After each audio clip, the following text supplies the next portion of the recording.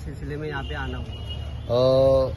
महाराष्ट्र के Rashtrawadi Congress party के आमदार संग्राम जगताप, जिन्होंने एक समाज में तेढ़ निर्माण करने वाला और द्वेषपूर्ण वक्तव्य दिया है।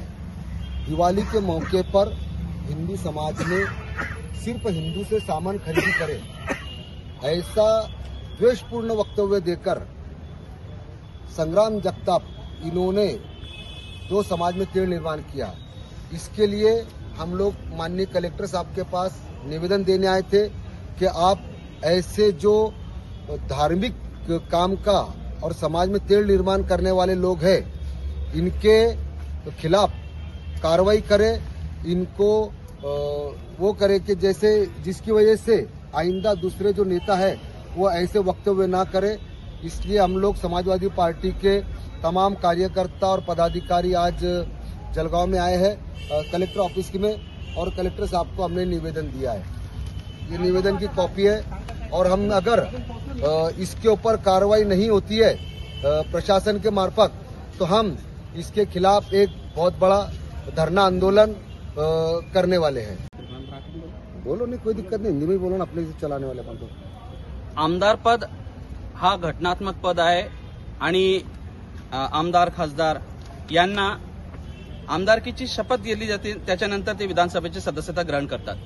त्या शपथमध्ये मूळतः या देशाच्या संविधानाशी मी आपली निष्ठा राखेन हा शब्द ते ठणकावून हा वाक्य ते ठणकावून बोलतात, त्याच्यानंतर ती सदस्यता ग्रहण केली जाते।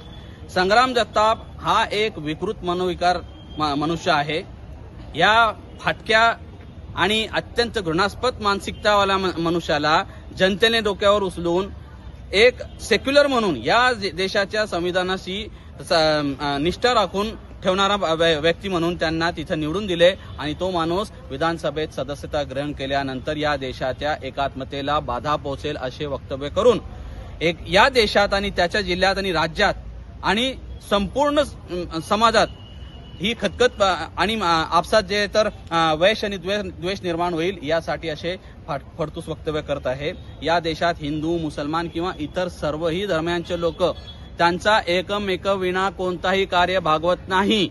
कोणताही सण, कोणताही उत्सव त्यांना एकमेकाशिवाय पूर्ण करता येत नाही, आणि हे मूर्ख लोक आपल्या वाह्यात राजनीतीसाठी लोकांमध्ये तोड निर्माणसाठी करण्यासाठी असे फडतूस वक्तव्य करतात। याचा आम्ही निषेध करतो, आणि याच्यासाठी माननीय विधानसभा सचिवालय आणि राज्यपाल आणि मुख्यमंत्री यांच्याकडे आज निवेदन देण्यात आलं आहे की त्यांची सदस्यता त्वरित रद्द करावी, आणि त्याला आपल्या संविधानाच्या निष्ठेवर कायम न राहिल्यामुळे त्याची सदस्यता त्वरित रद्द करून त्याच्यावर योग्य ती कारवाई करून त्याच्यावर न्यायालयात जयता दाद मागण्यात येईल।